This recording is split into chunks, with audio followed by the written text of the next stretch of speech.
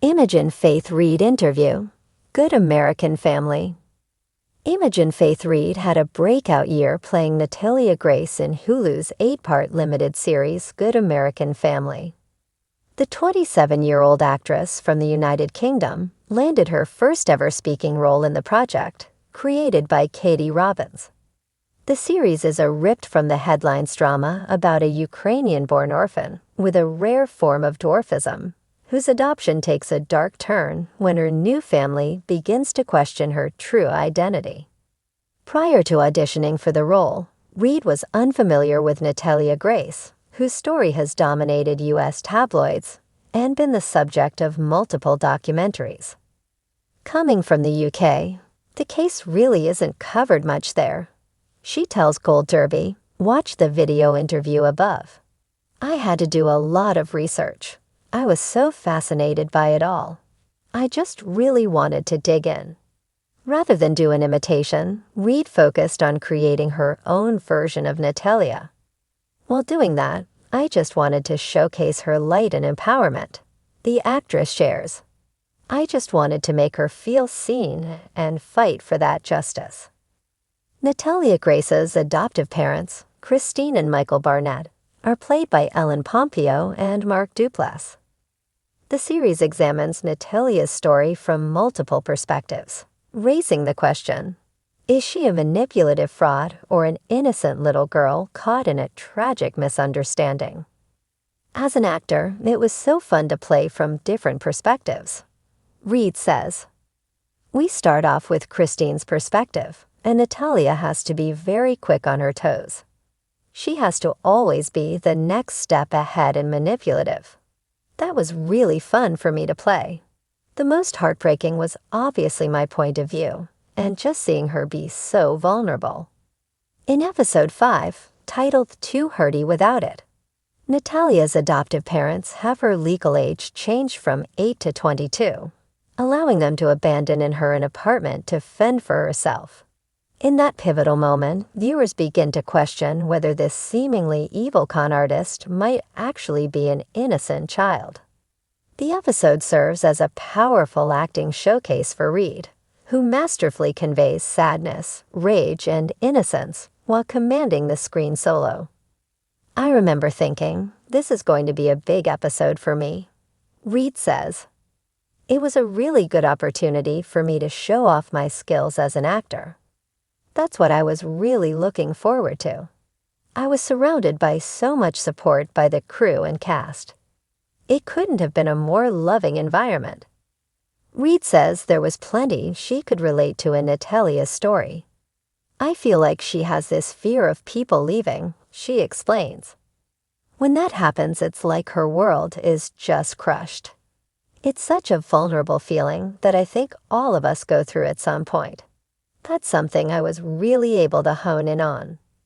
To capture Natalia's physical stature and movements, Reid worked with a movement coach to master the way she walked, as if there was a pebble in her feet. She explains, "My form of dwarfism is different from Natalia's. We had to find something in my physicality that felt genuine and not as though I'm pretending to be Natalia. I had to find that feeling of being unbalanced and walking through the mud." As an actor that used to do physical theater, that was something that I was really interested in. Reid says above anything else, this opportunity has taught her not to judge people based on how they look or sound. As people, we are not perfect. We all go through things. It's important to always be open to opinions. I grew so passionately for my version of Natalia. I'm so honored that I got to play her. It was such an incredible experience, and I'm so grateful. In a sun-dappled corner of a New York cafe that smells faintly of espresso and ambition, Imogen Faith Reid leans forward with a smile that could disarm a firing squad. Dressed in understated linen and ballet flats, she looks every bit the emblem of grace that America has come to associate with her.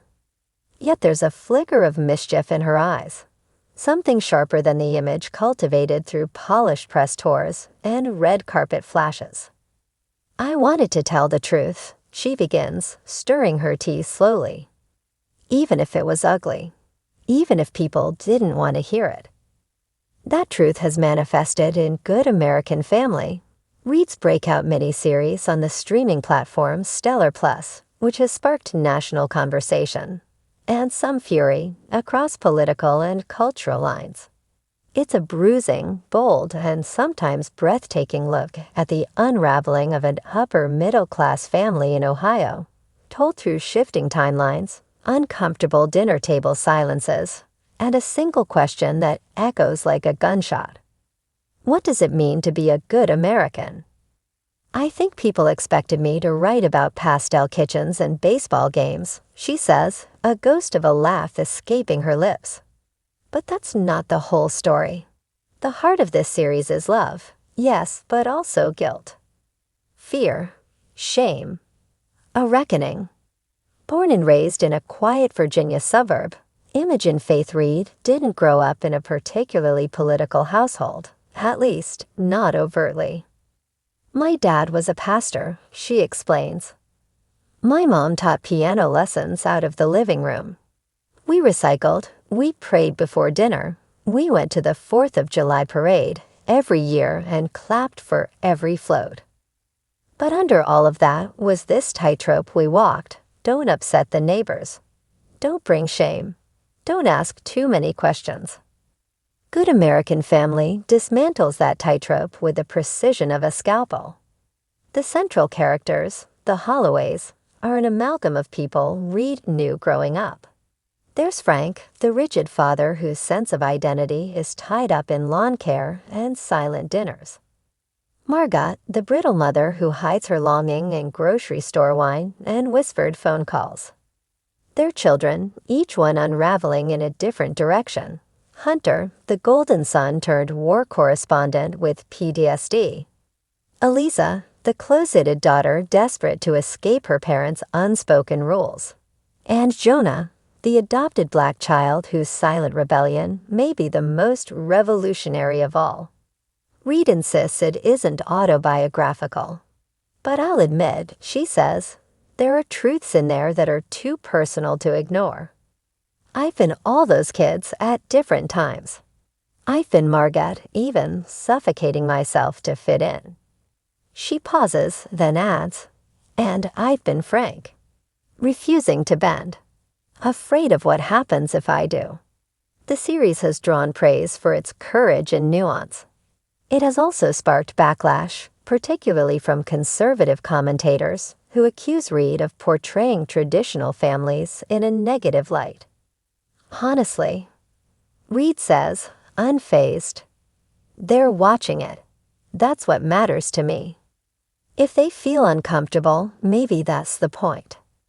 She bristles at the idea that Good American Family is anti-American. On the contrary, she says, this show is the most American thing I've ever done. It's about loving your country enough to question it. About loving your family enough to challenge its myths. Still, the backlash has been intense. She's received hate mail, been called unpatriotic and divisive, and was even briefly blacklisted from a Midwest literary festival. Reid shrugs. They wanted a woman who smiles pretty and says thank you. I gave them a woman who writes about daughters who don't. As we speak, the cafe gets busier. A barista recognizes Reid and waves. She waves back, effortlessly gracious. This is the paradox of Imogen Faith Reid, soft and steely, poetic and political, a woman who can quote Dickinson and protest in the same breath. When asked what's next, she lights up. I'm writing a stage play, she reveals. It's set in a women's prison in 1967. About 5 women, 1 secret, and a harmonica. She grins. I like stories in small spaces. They feel more dangerous that way.